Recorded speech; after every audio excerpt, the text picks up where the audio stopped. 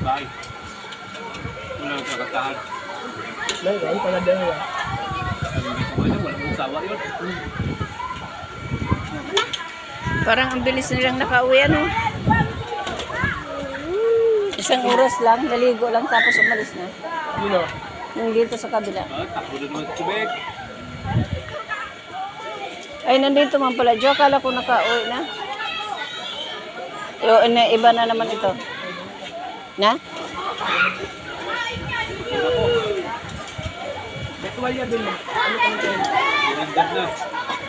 Ito rin. Nag-overflow na ng tubig.